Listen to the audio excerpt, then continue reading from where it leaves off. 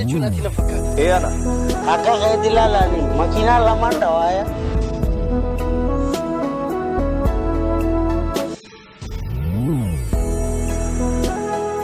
Dhalaa godhu ibsite. Garuu akkamiin beektan?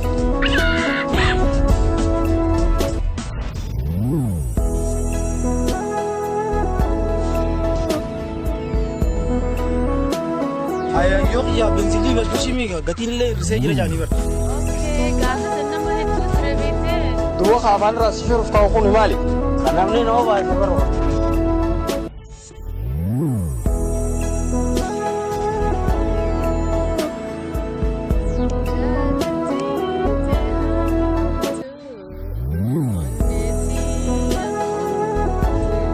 Onne mti ganan ama qalbii sifu.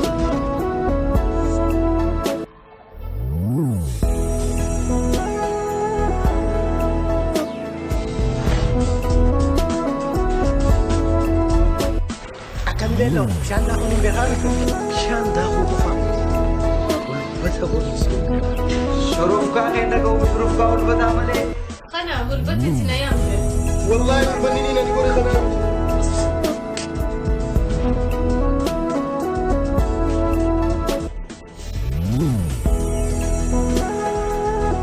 Anto ko diaspora si Diaspora mo?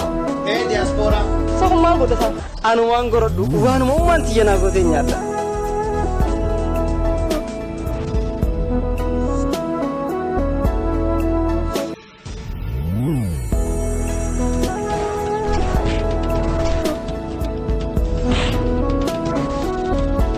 Ni beektaa ijoollee tana?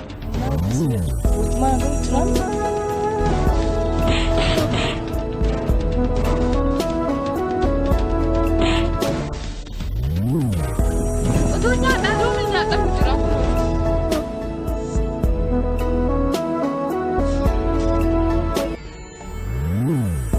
Kau diaspora kamu bisa berader begini.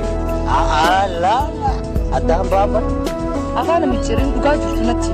Amerika raadhattee ajannata raadhattee. Aan biyya beektuun beeku aan biyyuma keessan jira.